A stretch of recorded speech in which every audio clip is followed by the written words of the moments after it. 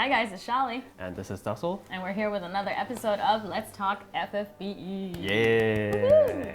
And today we're going to be talking about how to make the most out of your offense and defense when you're facing powerful foes. Mm-hmm. So in FFBE, on top of the raw stats that your character has on the unit screen, there are a number of ways to strengthen or weaken characters in the forms of buffs and debuffs. And in the game, there are the offensive buffs and defensive buffs vary quite a lot.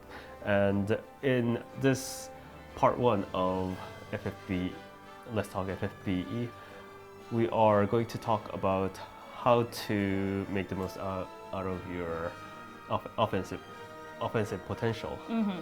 And in the next part, we'll be talking about how to make the most out of your defensive potential. Right, and it's very important to understand these concepts because understanding them and putting them in place could mean like the, life and death situation differences. Yes, quite literally. When you're facing really, really powerful foes, especially like in trials and stuff like that. So today we're going to go over attack specifically as much as we can, and hopefully when we explain it, it becomes a little bit clearer. You guys learn how to use your party better to get the most damage in there as you can. Yeah, and let's go on to introduce some powerful buffs, debuffs, and who can use those buffs and debuffs. All right, let's see them. Okay, so I'm sure most of you players out there already know, but since it's not specifically said in the game, just to cover some basics, buffs are temporary status power-ups that affect your team's statuses, such as attack up, defense up, etc. And it comes in the forms of cheer, which a lot of characters have, such as Fina, Refia, etc. And Shelga, the magic variant that only gives defensive buffs for your whole party. And on the contrary, debuffs are temporary status decreasing effects that can affect the enemy as well as yourself in certain cases. Yes, if you get hit by a debuff from an enemy, it can happen. And the most major ones, I suppose, are stuff like War of Light's Arms Eraser, which debuffs the opponent's attack and magic at the same time. We're actually going to fight a Brachiosaurus and see how these buffs and debuffs work in action. All right, can't wait. Okay, so our target dummy, Brachiosaur, is here. And what we're going to do is try hitting Brachiosaur at many different status elements or like buffs on ourselves and see how much of a difference that makes. So right now we have Gouken, who is going to use Thunderblade, which right now he's naked, so everybody else is too. Like nobody has any equipment because we're trying to get just like a peek at the raw stats themselves. So, all right, we're gonna start with just Gouken's Thunderblade to see what the normal amount would be. So Brachiosaur in the vacuum doesn't have any like thunder-related like resistance or weakness. So this should give us a picture of a raw damage. Okay, well, let's see it. Okay. So 4,000 in the vacuum. Yeah, okay. That's not too bad, actually. Yeah. Now we are going to try hitting after we buff Gouken's attack. With Crow's attack code. All right. All right, let's see what difference it makes. Oh, okay. 6,000. So, yeah, that's almost 3,000 more damage. Yeah. Wait, I'm terrible at math. About 2,000 more damage. Yeah, about 30. All right. Okay. On our third challenge, we are going to try use Timothy's defense kill along with Crow's attack code. Now we have both buffs and debuffs on. Yep. Let's see how well they work together. All right. Here we go. Oh, Timothy! Timothy, almost 15,000 damage. Wow, that's Also, pretty nice. shout out to Goken. That's just Thunderblade, man. That's amazing. Okay, All right. now our 4th challenge. Yep. Now with Crow, Timothy, and plus Lightning's the debuff. Yes. The last one. Damage and reduce lightning resistance for one enemy. Yeah. Okay, so we're gonna have to discount lightning's damage Yeah. for that. Yeah. So let's see what she can do here. Okay, so it's just 1%. But the elemental debuff is there with lightning. Yeah. We're gonna do defense kill here. Then we'll do attack code on Goken, and this is going to show us, hopefully, The true power of Thunderblade. yes, I mean, once you have all buffs and debuffs in order, what kind of damage we can do. Yeah. Let's find out. Okay, All so about 18,469. So 18k. 500, yeah. That's pretty good. That is pretty good. Yes, do recommend using all your buffs and debuffs, and as great a combination as you can. Now on top of that, let's try adding something more. Okay. All right, our last challenge. Now, everything else is the same, but Goken actually has Dragon Killer equipped on him. There we go. Yep. Both So Thunderblade and Dragon Killer. we should be extra powerful against Brachiosaur, who is Dragon type. Dragon type. Okay. So now we're adding killer abilities on top of the elemental debuff, on top of the normal debuff, on top of the attack buff. Oh. It's like when you ask for a hot dog with all the toppings on it. I am a fan. Yeah. So let's go ahead with lightning first here. Again, that 1% damage. I'm just setting it up. So, Timothy, skill. Defense skill. Crow. Wait, just let me make sure. Yeah. I'm Attack choosing the right people here. And now, the moment of truth. What we've all been waiting for. Thunderblade. Oh, with the 26,000? Wow, that's a lot. So we started That's out. 8,000 plus with the Dragon Killer on. So we started out at 4,000 damage, like with nothing else, and with all the buffs and support, we ended up at like 6 times the damage.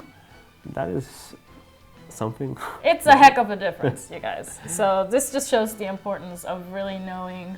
Well, first of all, knowing your opponent. Of course, if your opponent is like resistant to the element that you're trying to hit them with, this is not going to work. So, doing your homework a little bit before you go into the battle, making sure you have all sorts of debuffs on them, elemental, defensive, spirit if you're using magic, and then the buffs on the attacking unit as well. That's amazing. 26k. Yeah. Bravo. And if you chain on top of this. Oh, snap. That's for another video. That's for another day. Yeah. Well, that's quite the difference, Yeah. isn't it? Yeah, I mean, that just proves that buffs and debuffs can just completely change the game, turn the tide, so it's really important that we know how to use these properly. Yeah, so buffs and debuffs stacked up, it really does make a difference. And wow, the damage potential was, as you just saw, Amazing. amazing. Amazing, just to say the least, right? To say the least. And so now our homework is what? To make sure that we have a party that can buff and debuff as much as possible so that we can combine those together and then go back in there and just destroy everyone. Yeah, and as we promised, let's go over some of the major characters who can provide buffs and debuffs for your team. Okay, let's do that. There are a lot of characters that we want to introduce, but let's divide them up into categories and introduce them one by one. Sounds good. And first of all, let's go over the characters that can grant your party all status buffs. Nice. So buffs to attack, magic, defense, spirit. Overall useful in all sorts of conditions. All right. And the characters that we want to introduce here are Roy, also famous singer. Very famous. Very famous. LB is fabulous as well. Debuff, who has a very useful toolkit of buffs. So these characters can fill both offensive and defensive purposes. So if you have room for these characters in your party, good for you. Yeah, that's good because you can cover a lot of bases with just one unit instead of having to, bring 3 along to have the same effect. So characters who can buff up your entire party's all stats are, needless to say, very, very valuable. Of course. But that's not to say that you only have to use those characters. Sometimes you will be restricted by what characters you want to bring to the challenges, and sometimes different characters will have different roles that you want to fill in the party. Right. And characters who can buff specific stats are very, very valuable as well. Of course. We have Soleil, for example. Soleil. Soleil could cover everything, but like only few. One at a time. 2 stats at a time. Yes. And Crow. Crow has AoE buffs, and on top of that, she can buff specific stats for one character by a huge amount as well. Apart from status ups, there are also status downs, debuffs, and there are a number of great attack-oriented debuffing characters. But in this video, we'll be introducing Delita. Delita with enhancements is actually one of the strongest attack-oriented. You guys hear that? Delita. Delita. And Basch. Basch is very valuable in that he can attack and debuff at the same time. Right. Our 3 to 5 star favorite character, Timothy. Timothy, your boy Timothy. On top of those basic status buffs and debuffs, we also have elemental debuffs. Oh yes, very important. Elemental debuffs mostly come in the form of Ace. Ace's Tri-Laser. Awakened is very, very strong. Yes. And 7, similarly when buffs is quite strong in the elemental debuff department. The unit that we recently gave out on our missions. Yeah, for rookie missions? Lightning. Lightning. Everybody loves Lightning, don't we guys? I do. Well, I think she's an excellent unit. Well, Lightning can only debuff lightning element, but yeah. Understandable. It's in her name. What can you do? And on top of just debuffing the elemental resistances, there are certain characters that can attack and debuff at the same time. 2 birds, 1 stone.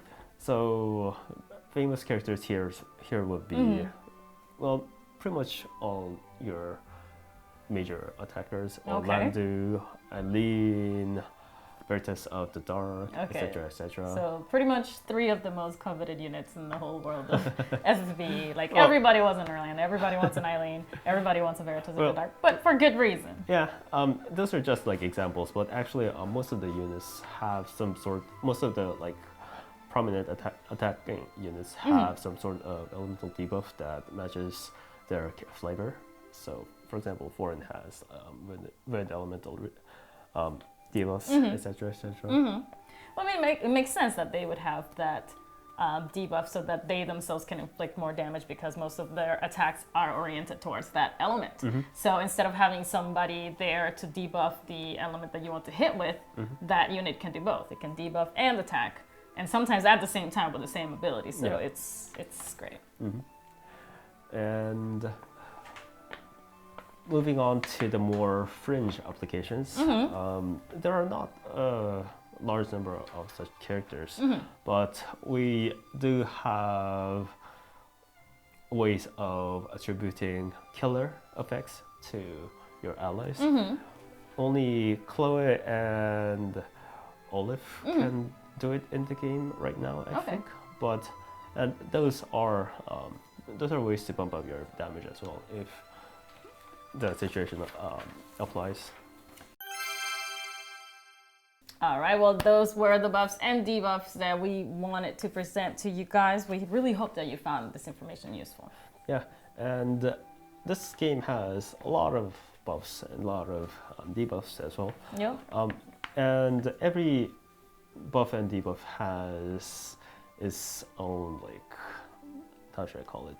Well, different applications, and like usually buffs and debuffs come with, well, sometimes buffs and debuffs come with some sort of additional effect as well. Mm-hmm. So I think it's very valuable to, when making your party, I think it's important that you try to balance out your party so that you can cover as many buffs and debuffs and or special effects that you want to have in your team. Sometimes your party members will have to fill different roles at the same time. Exactly.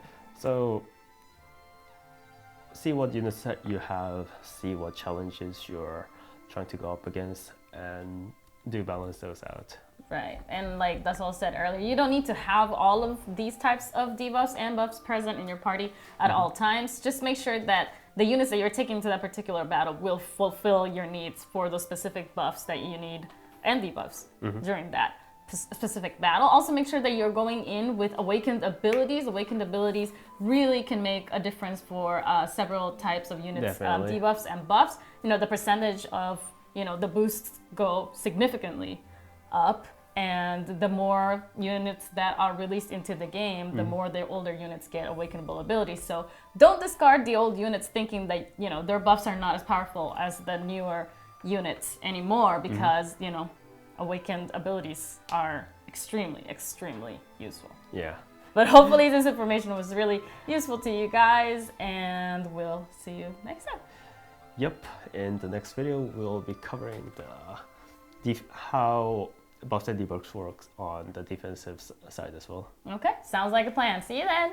See you around. Bye.